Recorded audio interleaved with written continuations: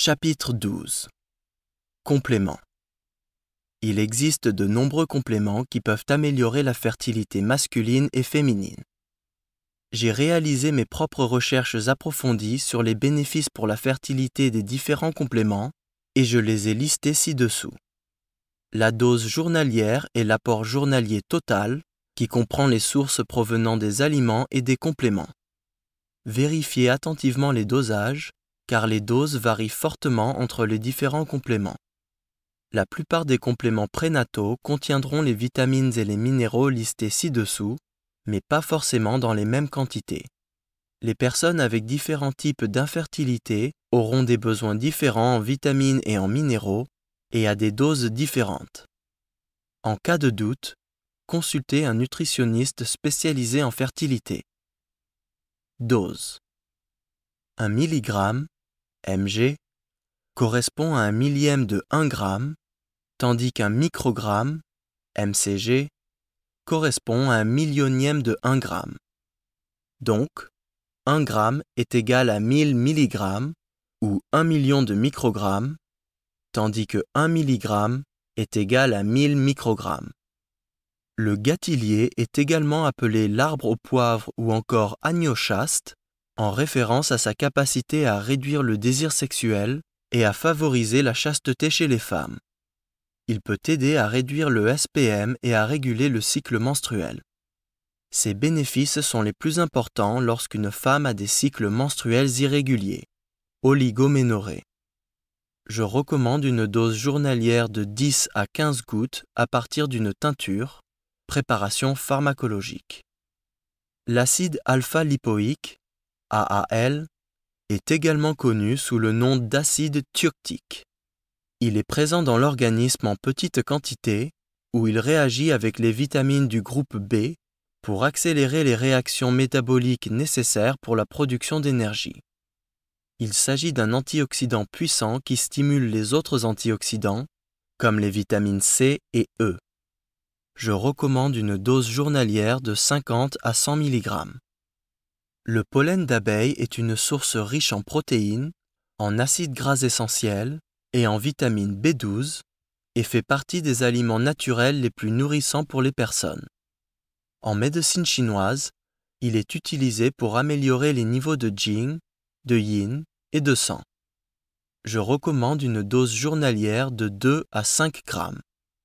Le bêta-carotène est converti en vitamine A uniquement lorsque l'organisme en a besoin. Il s'agit d'un antioxydant qui peut aider à éviter les dommages provoqués par les radicaux libres. N'en prenez pas si vous souffrez d'hyperthyroïdie, thyroïde hypoactive, car les taux seront déjà élevés.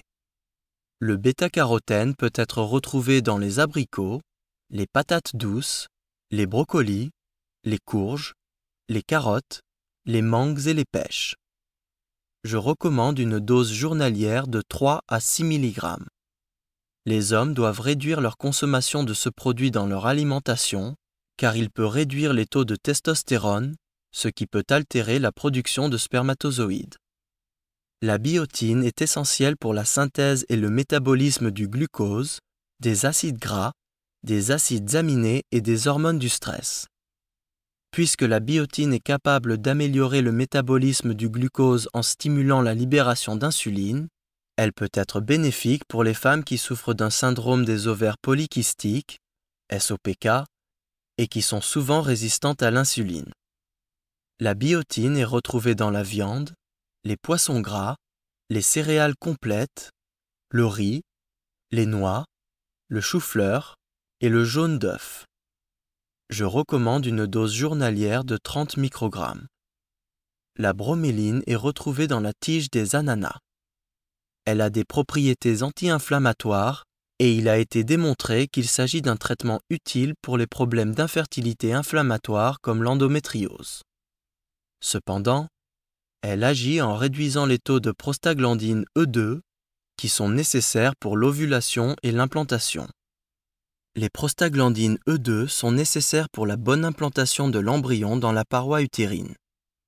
Je ne recommande donc pas de prendre des compléments de broméline ou de manger des tiges d'ananas, sauf si vous souffrez d'endométriose, auquel cas je recommande une dose journalière de 500 à 1000 mg. Le calcium est important pour nos os. Environ 99% du calcium que nous consommons est contenu dans nos os et nos dents. Le calcium est également nécessaire pour activer l'ovule au moment de la fécondation. Il joue un rôle important dans la coagulation du sang et la production d'énergie. Le calcium est absorbé dans l'intestin grêle, qui dépend de la vitamine D. Le calcium est retrouvé dans les produits laitiers, les œufs, les brocolis, le saumon en conserve, les noix et les graines. Je conseille de ne pas utiliser les produits laitiers comme source de calcium, car les produits laitiers peuvent affaiblir le système digestif, ce qui affaiblit l'organisme et la fertilité. Il y a plus de calcium observable dans les légumes, comme les brocolis, que dans le lait. La caféine altère l'absorption du calcium. Pendant la grossesse, environ 50% des réserves de calcium de la mère sont prises par le bébé. C'est pourquoi vous devez en stocker préalablement et ne pas boire de café. Je recommande une dose journalière de 1000 mg. La chlorella, également appelée algue bleue, chlorellacée, est similaire à la spiruline. Elle aide à tonifier l'essence, Jing, et est idéale pour la qualité des spermatozoïdes. Elle contient de la vitamine B, C et E, ainsi que du zinc et du fer. Comme elle peut stimuler le système immunitaire, cellules Th1, comme la spiruline, elle peut affecter l'implantation de l'embryon dans la paroi utérine. C'est pourquoi je recommande uniquement aux hommes de prendre ce complément. Je recommande une dose journalière de 5 grammes. La choline est essentielle pour le développement de la mémoire de votre bébé dans sa vie future. Elle devient insuffisante pendant la grossesse et l'allaitement. Les jaunes d'œufs et les légumes feuilles verts sont une bonne source de choline. Je recommande une dose journalière de 450 mg. On considère qu'une carence en chrome est fréquente et est liée à une intolérance au glucose, à une prise de poids, une dépression, de l'infertilité et un nombre inférieur de spermatozoïdes. Le chrome est retrouvé dans les jaunes d'œufs, la viande rouge, le fromage, les fruits, les céréales complètes, le miel, les légumes, le poivre noir et le thym. Je recommande une dose journalière de 100 microgrammes. L'huile de foie de morue contient d'importantes quantités d'oméga 3 et de vitamine A. Cependant, puisqu'il est difficile de déterminer les concentrations de la vitamine A contenue dans l'huile de foie de morue, il est facile de faire un surdosage, ce qui peut conduire à des déformations congénitales. Je recommande donc aux femmes d'éviter les compléments d'huile de foie de morue lorsqu'elles essayent de concevoir et de prendre plutôt du bêta-carotène. Les hommes peuvent continuer de prendre des compléments d'huile de foie de morue lorsqu'ils essayent de concevoir. Je recommande une dose journalière de 1000 mg. La coenzyme Q10 est une substance similaire aux vitamines qui traitent l'oxygène dans les cellules et génère des molécules riches en énergie. Elle est essentielle pour la fertilité masculine lorsque l'homme souffre d'une mauvaise mobilité des spermatozoïdes. Les taux de la coenzyme Q10 diminuent à partir de 30 ans. Les médicaments comme les statines peuvent également réduire les taux de la coenzyme Q10 dans l'organisme. Les femmes qui prennent de la coenzyme Q10 présentent une amélioration de la qualité de l'ovule. Il a été démontré qu'elle permet d'améliorer le compte des follicules en trop, CFA, lorsqu'elle est prise avec de la DHEA, à une dose journalière de 600 mg et de DHEA à 25 mg. La coenzyme Q10 est retrouvée dans la viande, les poissons, les œufs, les céréales complètes, les noix et les légumes verts. Je recommande une dose journalière de 600 mg. Le cuivre est un oligo-élément essentiel qui s'avère être en quantité insuffisante chez la plupart des personnes. Il favorise le transport de l'oxygène et du fer, ainsi que la décomposition des cellules adipeuses en énergie. Une carence en cuivre peut provoquer une anémie, une prise de poids et des problèmes de fertilité. Le cuivre est retrouvé dans les noix, les céréales complètes, les pruneaux, les avocats, les artichauts, les radis, l'ail, les champignons et les légumes verts. Je recommande une dose journalière de 1 à 2 mg. Le dangui, Radix angelica sinensis, est une plante qui est beaucoup utilisée en médecine chinoise pour tonifier le sang, réguler le cycle menstruel d'une femme et soulager les douleurs menstruelles. Il contient des phytoestrogènes, c'est pourquoi il doit être utilisé avec précaution lorsqu'il est pris en automédication, notamment pour les femmes végétariennes et véganes. Le dangui est une racine et est divisé en 3 sections. La tête a des effets anticoagulants, la partie centrale est un tonifiant, tandis que la tige est utilisée pour faire circuler une stase de sang. Je vous recommande de consulter un herboriste chinois si vous envisagez de prendre cette plante, car il est difficile de savoir quelle partie de la racine est vendue dans les magasins d'aliments de produits naturels et de déterminer quelle partie serait bénéfique pour votre fertilité. La DHA, acide docosahexaénoïque, est un acide gras essentiel oméga 3. La DHA apparaît comme essentielle pour le développement et la croissance cérébrale et peut finalement nuire aux capacités d'apprentissage. Environ 50% du cerveau du bébé est formé pendant la période fœtale, tandis que les 50% restants sont formés pendant la première année après la naissance. Il est donc important de maintenir de bons taux de DHA avant la conception. Il a été démontré que la DHA améliore la qualité du sperme en réduisant les effets nocifs causés par les radicaux libres. Les véganes ont tendance à souffrir de carences en DHA.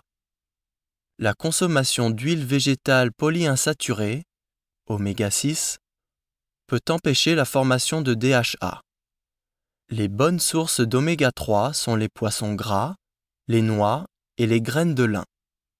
Je recommande une dose journalière de 500 mg ou une dose journalière de 14 g, une cuillère à soupe, de graines de lin par jour pour les végétariens et les véganes.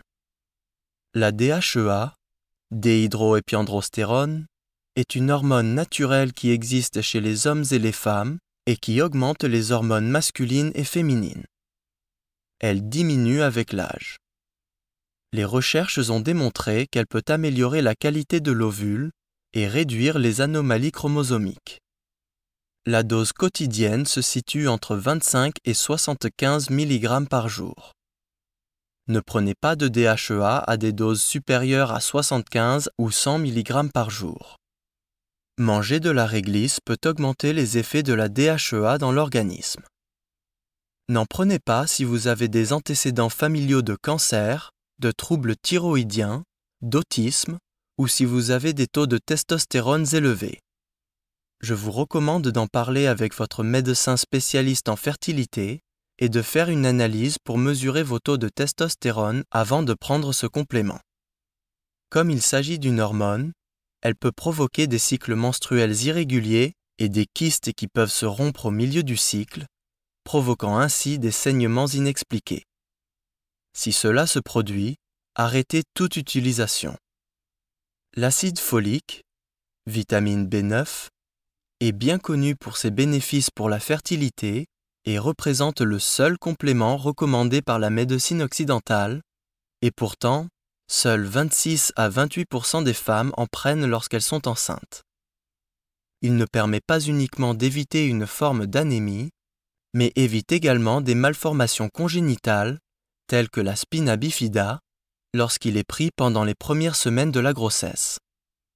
Des recherches récentes ont découvert que les mères qui n'ont pas suffisamment d'acide folique dans leur organisme au moment de la conception ont un risque plus élevé que leur bébé développe un syndrome autistique, tandis que d'autres recherches indiquent qu'une prise continue d'acide folique pendant la grossesse réduit les troubles de développement du langage chez l'enfant. L'acide folique est retrouvé dans les légumes feuilles verts et les céréales complètes. Je recommande une dose journalière de 400 microgrammes, soit 4 mg. Le ginseng, Panax ginseng, est une racine de plante qui stimule les niveaux d'énergie, similaire au maca. Il est fortement utilisé en Asie de l'Est pour stimuler les niveaux de qi ainsi que le système digestif, ce qui aide ainsi l'organisme à produire plus de sang et à absorber les nutriments essentiels. Des recherches ont démontré que le ginseng peut réguler les taux de leptine et normaliser le fonctionnement de l'hypothalamus, régulant ainsi les hormones de fertilité. Il a été démontré au cours des recherches que le ginseng régule les cytokines et augmente les taux de Th2, ce qui protège l'implantation de l'embryon dans la muqueuse de l'utérus. Je recommande une dose journalière de 1 à 3 mg. Thé vert. Les thés verts, blancs et noirs viennent tous du même arbuste, Camellia sinensis. Le thé noir est fermenté en thé vert. Les antioxydants présents dans les extraits de thé vert sont 100 fois plus puissants que la vitamine C et 25 fois plus puissants que la vitamine E. Il peut aider à réduire un surpoids, la pression sanguine et la viscosité du sang, améliorant ainsi la fertilité. Cependant, le thé vert contient de la caféine, ce qui peut augmenter les taux de SHBG, ce qui réduit les taux de testostérone circulante nécessaires pour le développement de l'ovule et des spermatozoïdes. Le thé vert peut altérer l'absorption du calcium. Il contient également du tanin, qui peut altérer l'absorption du fer. Je conseille de limiter la consommation de thé à quelques tasses par jour et si possible décaféiné. L'épimède est utilisé en médecine chinoise par les herbes sous le nom de Yin Yang Huo, Herba epimedii. Il est traditionnellement utilisé en médecine chinoise pour améliorer la libido et la fertilité masculine et féminine. Les recherches ont démontré que l'épimède peut rétablir les taux de testostérone et d'hormones thyroïdiennes à la normale. Je recommande une dose journalière de 1000 mg. L'iode est un oligoélément essentiel qui est fondamental pour la production de deux hormones thyroïdiennes, la thyroxine, T4, et la triiodothyronine, T3.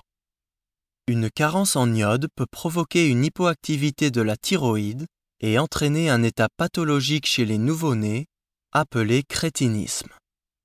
En association avec le fer, elle permet de remplacer les pertes de sang qui ont lieu pendant les menstruations. Les végétariens et les véganes ont tendance à souffrir de carence en iode. L'iode est retrouvé dans le poisson, dans les algues et dans le sel de mer non raffiné. La plupart des sels sont raffinés et presque l'ensemble de leurs 60 oligoéléments ont été extraits et remplacés par de l'iode. Essayez d'utiliser du sel naturel qui n'a pas été raffiné ni modifié. Je recommande une dose journalière de 150 microgrammes. Le fer est un minéral essentiel, nécessaire pour la production d'hémoglobine, qui est un globule rouge présent dans le sang pour transporter l'oxygène et le dioxyde de carbone dans l'organisme. Les végétariens, les véganes, ainsi que les femmes en période de menstruation ou qui sont enceintes, ont tendance à présenter une carence en fer. Les besoins en fer sont 2 fois plus importants pendant la grossesse, car le nombre de globules rouges et d'hémoglobine chez la mère augmente de 30%. Le fer, ainsi que la vitamine B12 et l'acide folique, est nécessaire pour augmenter les niveaux de sang. Pour absorber le fer, les taux de cuivre, de vitamine B et de vitamine C doivent être suffisants. La caféine réduit l'absorption du fer. Lors de la prise de compléments en fer, les sels peuvent être plus foncés, ce qui est tout à fait normal. En cas de constipation, essayez de prendre des compléments en fer indiqués comme doux. Le fer est retrouvé dans la viande rouge, les sardines, les germes de blé, le pain complet, le jaune d'œuf, les légumes verts et les fruits secs. Je recommande une dose journalière de 18 mg qui doit être augmentée à 27 mg en cas de grossesse. Si votre analyse de sang montre une carence en fer, ferritine inférieure à 30 microgrammes par litre, je recommande une dose journalière de 100 mg. La L-arginine est un acide aminé qui peut aider à améliorer la fertilité chez les femmes et la santé des spermatozoïdes chez les hommes. La L-arginine forme la base du monoxyde d'azote. Le monoxyde d'azote est retrouvé dans les spermatozoïdes et est nécessaire pour une bonne mobilité. Le liquide séminal contient environ 25% de L-arginine. Elle favorise également la circulation du sang jusqu'au pénis, ce qui améliore ainsi la fonction érectile. Les recherches ont démontré qu'elle améliore l'implantation et le pourcentage de grossesse. La L-arginine est retrouvée dans les noix, les graines, les légumineuses, les oignons, le raisin, le riz, le jaune d'œuf et la viande rouge. N'en prenez pas si vous avez un SOPK ou du diabète. Je recommande une dose journalière de 15 grammes. Le lycopène est un puissant antioxydant, plus puissant que le bêta-carotène. Il a été démontré qu'il augmente le nombre de spermatozoïdes, leur mobilité et leur morphologie, et réduit les lésions de l'ADN. Il est retrouvé dans les tomates, la pastèque, le pamplemousse rose et d'autres fruits rouges. Il est mieux absorbé lorsqu'il est réchauffé. Les tomates cuisinées libèrent 5 fois plus que les tomates crues. Ajouter de l'huile d'olive permet de tripler l'absorption du lycopène. Je recommande une dose journalière de 5 à 10 mg. Le maca, l'Epidium meyeni, est souvent appelé le ginseng péruvien. Il augmente les niveaux d'énergie et l'endurance et est utilisé comme aphrodisiaque. Les recherches ont démontré qu'il est bénéfique pour la libido, les performances sexuelles, le nombre de spermatozoïdes et la mobilité chez les hommes, tandis que chez les femmes, il peut augmenter les taux de l'hormone lutéotrope, LH, lorsqu'il est pris à des doses élevées, 50 à 100 grammes par jour. Dans les Andes d'Amérique du Sud, la dose traditionnelle de maca est comprise entre 50 et 100 grammes par jour. Je recommande une dose journalière de 10 grammes pour une meilleure énergie et 50 grammes par jour en cas d'infertilité masculine ou pour les femmes avec de faibles taux de LH. Le magnésium est le 4e minéral le plus fréquemment retrouvé dans l'organisme, mais les carences sont cependant fréquentes. Il est nécessaire pour le fonctionnement de plus de 300 enzymes. Une carence en magnésium peut conduire à la mort cellulaire. Parmi ses utilisations, il est capable de réguler l'interaction des hormones de fertilité avec leurs récepteurs. Le chocolat noir, 70% de cacao solide, contient des taux élevés de magnésium. Le magnésium est également retrouvé dans les haricots, les noix, les céréales complètes, les fruits de mer et les légumes-feuilles vert foncé. Je recommande une dose journalière de 375 mg. Le manganèse est un minéral essentiel qui a plusieurs rôles, y compris la production des hormones de fertilité et la coagulation du sang.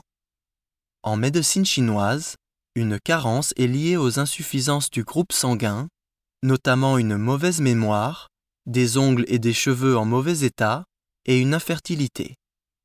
Le manganèse est retrouvé dans le thé noir, anglais, les céréales complètes, les noix, les graines, les fruits, les œufs, le lait et les légumes-feuilles verts. Je recommande une dose journalière de 2 mg. La mélatonine est un antioxydant produit par la glande pinéale. Elle réduit les concentrations des radicaux libres, ce qui peut altérer l'ovule et la qualité des spermatozoïdes. On considère également qu'elle régule la libération de l'hormone de fertilité par l'hypothalamus. La production de mélatonine diminue avec l'âge. Elle est principalement produite la nuit lorsque nous dormons. C'est pourquoi dormir suffisamment, 7 à 8 heures, peut aider à maintenir de bons niveaux. La mélatonine est retrouvée dans les aliments comme les tomates. Dans l'organisme, on retrouve des concentrations élevées dans les organes reproductifs féminins. Les médicaments comme l'aspirine et les anti-inflammatoires non stéroïdiens, AINS, peuvent réduire de 75% la production de mélatonine par la glande pinéale. Je recommande une dose journalière de 3 mg. Pour les femmes de plus de 39 ans, qui prennent de l'aspirine ou qui dorment mal, je recommande une dose journalière de 5 mg. Le myo-inositol est une vitamine B complexe qui est utile pour améliorer la maturation de l'ovule chez les femmes avec des ovules de mauvaise qualité ou un SOPK. Le myo-inositol peut être utilisé comme alternative à la metformine pour le traitement du SOPK, qui est souvent prescrite par les médecins dans le traitement du SOPK, alors qu'elle n'est pas enregistrée pour cette utilisation, qu'elle a des effets secondaires et que, selon les experts en fertilité, elle n'est pas efficace. Le myo-inositol est retrouvé dans la viande et les herbes, mais je recommande de n'utiliser que les sources provenant d'herbes. Il est retrouvé dans les fruits, les haricots, les céréales et les noix. Les légumes et les fruits frais contiennent plus de myo-inositol que les produits congelés, en conserve ou sans sel. Je recommande une dose journalière de 250 à 500 mg. Des recherches ont démontré que la passiflore, Passiflora incarnata, améliore la libido masculine, augmente le nombre de spermatozoïdes et la fertilisation. Elle contient de l'apigénine, qui peut augmenter les taux de testostérone. Je recommande une dose journalière de 100 mg. La pyrrolochilonéine-quinone, PQQ, est une substance similaire aux vitamines et est un puissant antioxydant. Des recherches préliminaires réalisées chez les animaux ont démontré qu'elle peut augmenter la fertilité et la croissance de la progéniture. Je recommande une dose journalière de 20 mg. La gelée royale, également appelée le lait d'abeille, est l'alimentation exclusive de la reine des abeilles et des bébés des abeilles. C'est une source puissante d'énergie, riche en vitamines B5, A, C, D et E, ainsi qu'en acides aminés, en acides gras essentiels, en acétylcholine et en minéraux tels que le potassium, le calcium, le zinc, le fer et le manganèse. En médecine chinoise, elle aide à améliorer les niveaux de Jing, de Yin et de Sang, tout en renforçant les systèmes reproductifs chez les hommes et les femmes. Je recommande une dose journalière de 100 mg. Le sélénium est considéré comme l'oligo-élément le plus important de notre alimentation. Il est important pour la fertilité masculine et féminine. Des concentrations faibles ont été associées à des fausses couches et la préclampsie, tandis que chez les hommes, cela représente une aide en cas de mauvaise mobilité des spermatozoïdes. Le sélénium est retrouvé dans les noix du Brésil, le poisson, la volaille, les viandes, les céréales complètes, les champignons, les oignons, l'ail, les brocolis et les choux. Du sélénium est éliminé à chaque fois qu'un homme éjacule. Je recommande une dose journalière de 200 microgrammes. La spiruline est un super aliment et est connue comme l'algue bleu-vert, Arthrospira platensis. Elle est pleine de protéines avec plus de 60% pour 100 grammes. Elle contient des concentrations élevées de fer et de B12, tous les acides aminés essentiels, ainsi que les vitamines et les minéraux essentiels. Elle peut également aider à perdre du poids. Elle contient 180% plus de calcium que le lait entier, 670% plus de protéines que le tofu, 3100% plus de bêta-carotène que les carottes et 5100% plus de fer que les épinards. Cependant, les études suggèrent que prendre de la spiruline peut augmenter les cytokines Th1 qui peuvent altérer l'implantation de l'embryon dans la paroi utérine. Je recommande donc uniquement aux hommes de prendre ce complément, car il s'agit d'un important substitut pour la viande. Je recommande une dose journalière de 5 grammes sous forme de comprimé, car le goût n'est pas agréable dans sa forme naturelle en poudre. Tribulus terrestris est une plante qui se développe en Méditerranée et dans les régions désertiques subtropicales dans le monde, notamment en Inde et au Myanmar. Elle est utilisée en Ayurveda pour la vitalité masculine. Des recherches ont démontré qu'elle peut augmenter les taux de testostérone et de dihydrotestostérone, qui peuvent améliorer le nombre de spermatozoïdes et leur mobilité. Je recommande une dose journalière de 250 mg. Le curcuma contient un antioxydant anti-inflammatoire appelé la curcumine, qui augmente le fonctionnement hépatique. Grâce à ses propriétés anti-inflammatoires, il est particulièrement utile chez les femmes souffrant d'endométriose. Le curcuma peut être associé à la broméline pour améliorer l'absorption et augmenter le traitement de l'endométriose. Le curcuma est yang par nature et peut aider à déplacer une stase du sang, ce qui est une cause fréquente d'endométriose. Si vous souffrez d'endométriose, je recommande une dose journalière de 1000 mg. L'ubiquinol, ubiquinone, est la forme activée de la coenzyme Q10. C'est un puissant antioxydant qui réduit le stress oxydatif, ce qui améliore ainsi le cycle menstruel et augmente les taux de l'hormone folliculostimulante, FSH, et de LH. Je recommande une dose journalière de 200 à 300 mg. La vitamine A est importante pour le maintien de la santé sexuelle et la fertilité. Cependant, il est important de ne pas dépasser la dose journalière lorsque vous êtes enceinte, notamment pendant les 7 premières semaines. Prendre des quantités supérieures aux doses recommandées peut augmenter le risque de malformation congénitale.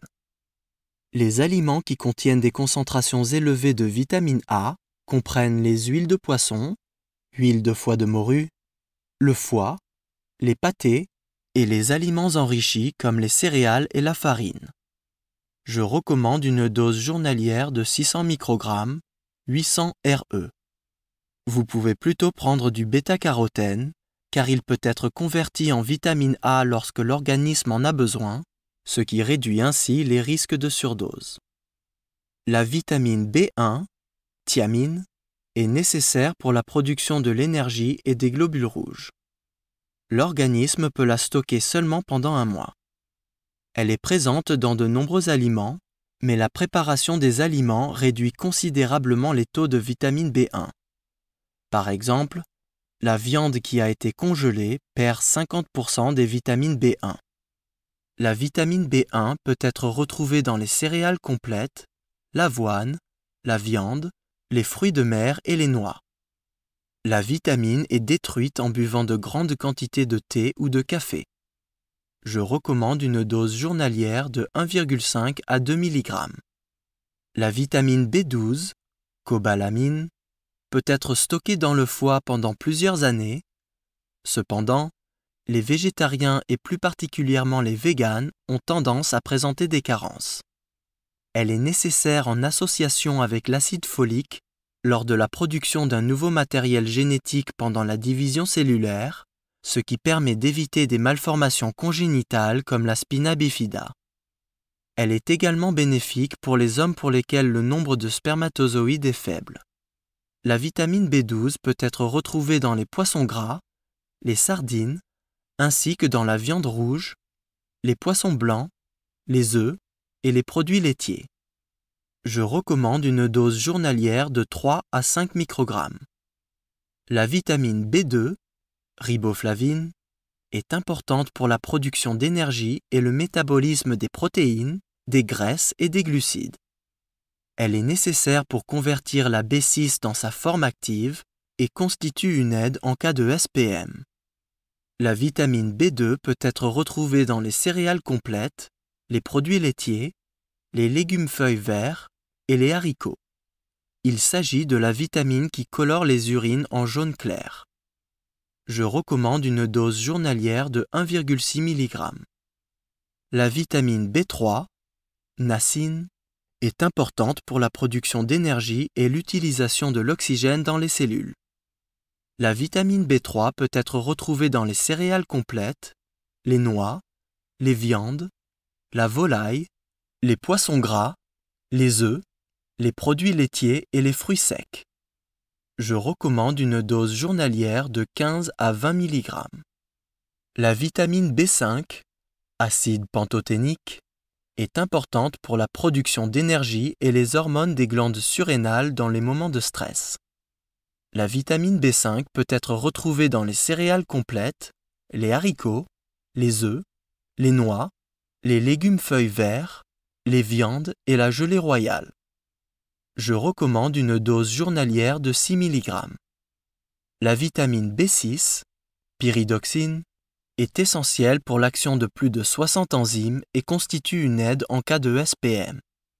La vitamine B6 peut être retrouvée dans les céréales complètes, la viande, les poissons gras, les bananes, les noix, les légumes feuilles verts, les avocats et les jaunes d'œufs.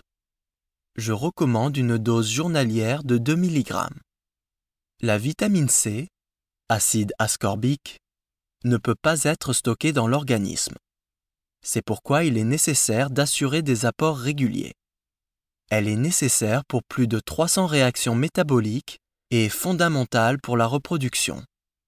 Elle favorise l'absorption du fer.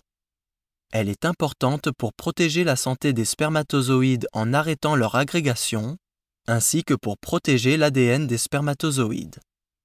Les recherches ont démontré que des apports quotidiens en vitamine C peuvent augmenter la qualité du sperme. Puisque la vitamine C est un puissant antioxydant, elle réduit les effets nocifs des radicaux libres sur les ovules et les spermatozoïdes et est bénéfique pour l'implantation. La vitamine C est retrouvée dans la plupart des fruits et légumes, notamment les légumes feuilles verts. Je recommande une dose journalière de 1 g. La vitamine D est retrouvée sous différentes formes: 1, 2, 3, 4 et 5. Certaines vitamines D3 sont produites à partir de soleil lorsque l'indice UV est supérieur à 3 et lorsque vous n'utilisez pas de crème solaire. À cause des risques de cancer de la peau causés par une exposition excessive au soleil, il est recommandé d'exposer la peau au soleil pendant 10 à 15 minutes avant d'appliquer la crème solaire. La plupart des personnes qui vivent dans des pays où le ciel est couvert, comme en Angleterre, en Irlande et en Nouvelle-Zélande, ainsi que sur la côte est des États-Unis, présenteront des concentrations inférieures en vitamine D. Même les crèmes solaires à faible protection, par exemple avec un indice 8, réduisent de 95% la production de vitamine D. La vitamine D régule l'absorption du zinc, du calcium et du fer, et les faibles concentrations sont associées à de l'anémie. La vitamine D est retrouvée dans les sardines, le hareng, le saumon, les œufs et le beurre. Les recherches ont démontré que les femmes qui présentent des concentrations inférieures en vitamine D ont une fertilité plus faible. Une dose quotidienne de 15 microgrammes de vitamine D3, cholécalciférol, pendant la période estivale et de 20 microgrammes pendant les mois hivernaux. La vitamine E est un antioxydant qui protège les spermatozoïdes et les ovules contre les effets nocifs des radicaux libres et qui est important pour la production des anticorps. La vitamine E est bonne pour les hommes avec une mauvaise mobilité des spermatozoïdes et une mauvaise fécondation de l'ovule. La vitamine peut être retrouvée dans l'huile de germe de blé, les œufs, les épinards, les haricots verts, les choux de Bruxelles, les noix de pécan, les avocats et le beurre. Je recommande une dose journalière de 12 à 15 grammes pour les femmes et de 100 à 400 mg pour les hommes avec une mauvaise mobilité des spermatozoïdes. La vitamine K est retrouvée sous différentes formes: 1, 2 et 3.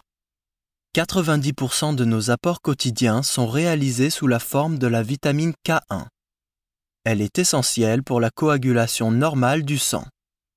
Une carence peut provoquer des règles abondantes et peut facilement causer des hématomes. La vitamine K peut être retrouvée dans le chou-fleur, les brocolis, les légumes feuilles vert foncé, les jaunes d'œufs, le cartame, le varech, les yaourts, le colza, les huiles d'olive, les tomates, la viande rouge et les pommes de terre. Je recommande une dose journalière de 100 microgrammes. Le zinc est un minéral important pour la fertilité masculine et féminine, car il joue un rôle crucial pour la sensibilité des tissus corporels aux hormones de fertilité circulantes. Il est essentiel pour la maturité sexuelle. Chez les femmes, Des carences en zinc peuvent causer des taux irréguliers en FSH et en LH. Une carence en zinc peut causer de faibles taux de testostérone et un retard de puberté masculine. Chaque éjaculation de sperme contient environ 110 mg de zinc. C'est pourquoi une perte excessive de spermatozoïdes ou une mauvaise alimentation peuvent provoquer une carence en zinc. Le zinc est important pour la santé des spermatozoïdes car il permet de maintenir l'ADN dans la tête des spermatozoïdes tout en permettant d'assurer que les spermatozoïdes ne deviennent pas trop excités et libèrent l'enzyme acrosome qui brise la paroi de l'ovule, ce qui permet aux spermatozoïdes de pénétrer dans l'ovule et de le féconder avant la libération de l'ovule chez la femme. Pendant la fécondation, le zinc est libéré, ce qui provoque littéralement des étincelles de zinc, un éclair lumineux au moment de la conception. Le zinc peut être retrouvé dans la viande rouge, les graines de courge, les céréales complètes, les graines de moutarde, les œufs et le fromage. Je recommande une dose journalière de 15 mg pour les femmes et de 66 mg pour les hommes avec un faible taux de spermatozoïdes.